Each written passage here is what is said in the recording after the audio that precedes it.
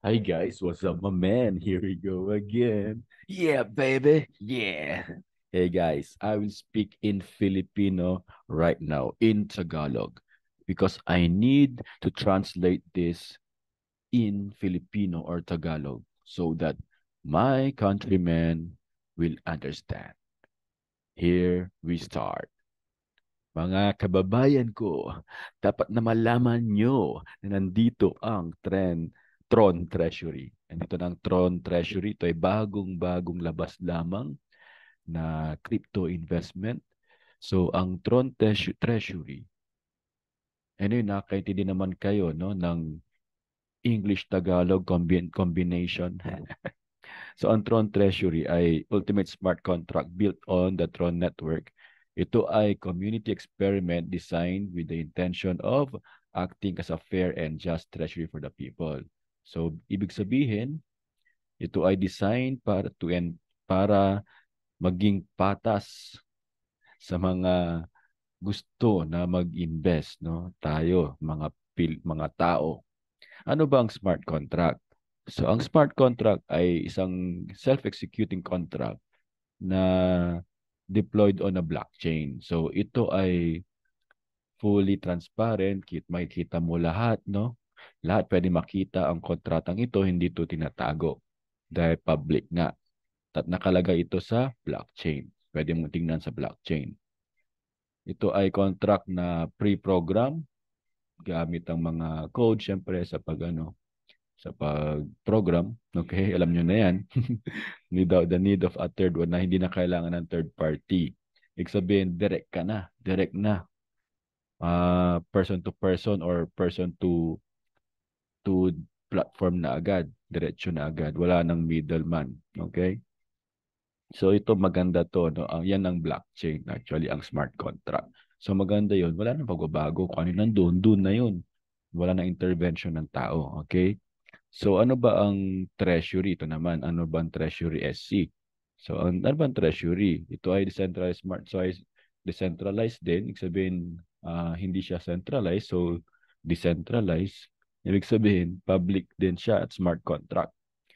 Walang nagmamay-ari, kundi ang tao ng karamihan ang nagmamay-ari. Lahat tayo kung ikaw ay nag-invest, no?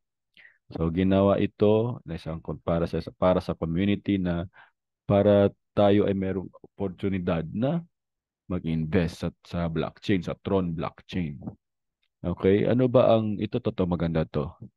Kung sino man ang magpa-participate sa Tron Treasury, once na meron kang dineposit, first deposit mo, ma-activate mo ang kontrata ng code para ikaw connect sa wallet mo, siyempre MetaMask or ano man yung crypto wallet mo, at magkakatanggap ka na agad ng 0.8% daily. Though daily return po ito, no? Ang 0.8% galing sa treasury tuwing 24 oras hanggang mabuo ang 220%. So tuwing tuwing 24 oras or 24 hours, makadak ka ng 0.8% daily return base sa iyong deposit. Okay, so maganda to. Passive income to, guys. So minimum deposit ay 200 TRX. Okay, 200 TRX yan. So minimum. So maximum naman ay 100,000 TRX. So yan yung first cycle, no? So after, pwede ka nagdag pa ng another account sa nabuo mo na yung 220%. So next deposit is dependent on the 150% minimum and 200% maximum rule. So pwede naman natin ito discuss ko sa inyo, no? Pero disclaimer lang, no? Walang guarantee sa Tron Treasury as the additional funds generated in the contract. It is a pre-programmed smart contract. So ano lamang ito kasi nga ang crypto, syempre may risk yan, no? Pero maganda dito, dinidisclaim nila kasi minsan tumataas ang presyo ng mga token, minsan bumababa ang presyo ng mga token. Okay? So ito yung maganda dito. So yung distribution naman ng mga deposit na tiniposito natin na pondo. 100% breakdown, 5% mapupunta sa platform, siyempre. 10% mapupunta sa direct referral bonus kasi may ibig sabihin, pwede tayo mag-refer, may 10%. At 3% naman, daily top sponsor. Kung sino yung top sponsor, top referrer, may 3% na bonus. Wow, maganda yan. Tapos 2% syempre insurance pool at 80% treasury pool para merong circulation. Okay? So minimum and maximum deposit limits naman, yan. So maganda nga to, no? First deposit, minimum 200 TRX, maximum 100 TRX. Second deposit, minimum 150% of the last deposit, maximum 200% of the last deposit. Halimbawa, no? First deposit ay 10,000 TRX. So when 22,000 TRX is received, 220%, the next deposit has to be a minimum of 15,000 TRX dahil base yan sa last deposit. Okay? Okay, so a maximum of 20,000 TRX. 220% pa rin doon. So, ganun siya. Tama. Okay? So, tumas na dito. Kasi 10,000 eh. So, 150% nito. So, naging 15 na. Okay? So, the minimum and maximum limit of 150% hanggang 200% is locked to all cycles hanggang maabot natin ang maximum amount possible. Okay? So, maximum deposit at anytime 1.2 1.2 thousand TRX when o 1.2 million, no? TRX has been deposited. The next deposit will come to, yan. So, unlimited cycles yan. So, ito siya. Paano ba gumagana ng treasury work? Yan. Ito yan. Deposit mo ang TRX mo, touch contract to your Rose wallet.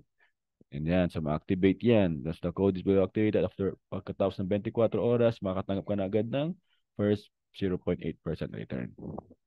Makakatak ka ng dire-diretso, tuloy-tuloy, no? Tuloy-tuloy yan. 0.8% every 24 hours after. Hanggang sa mabuo mo yung 220% ng your deposit. Okay? Yan. So, maganda yan. Meron tayong 200 ka pwede na matanggap different, yan, different ways. Pwede makuha yan sa, yan. Pwedeng from the treasury, pagaling sa treasury pondo, may can you deposit to gain 220 limit. Yan, four ways yan. Ito, four ways is as following. Ito, 0.8% daily return. Yan yung passive income na tinasabi natin. Meron din tayong 10% na direct referral commission. At meron din tayong matching bonus or matching commission bonus. Okay? Daily return hanggang 7 levels deep. So, hanggang 7 level, 7 level. So, meron tayo din daily top sponsor bonus. Okay, meron kang 3% sa all deposit. Uy, malaki to. Maganda to, Chong. So, ang ganda niya, no? So, meron siyang 8.8% na daily passive. So, meron pang 10% na referral commission. Ito yung matching bonus. Tingnan natin itong matching bonus, no? So, meron tayong matching bonus commission, second level. Yan. So, maganda siya. Maganda to. So, bago pa lang ito, no? Bagong launch pa lang. So, bagong ano pa lang. So, maganda to. Mag-start tayo ng simula. Dahil the earlier, the better. Alam na naman natin yan. No? So, ito naman yung daily top sponsor. Wow, may first, second, third, fourth pa pala. Yan, meron tayong insurance din, no? So, napakaganda nito. So, pero alam niyo naman ang crypto, no? May risk lagi yan. So, hindi dito, anyway, ang video na to ay not a financial advice. This video is for entertainment, uh, education, and self-awareness. So, may risk lahat ng ano, lahat naman may risk, lalo na investment. So, hindi naman to ginagarantiya, no? Pero, lang natin, ako to, subukan ko. Papasok ako. Okay, guys? So, ito ang Tron Treasury para sa review in Filipino version, Tagalog version. So, this is passive income cash flow for the DeFi update. Kung may katanungan, maglagay lamang, write your questions, concerns, or any suggestions in the comment below. See you on my next video. Ta-ta!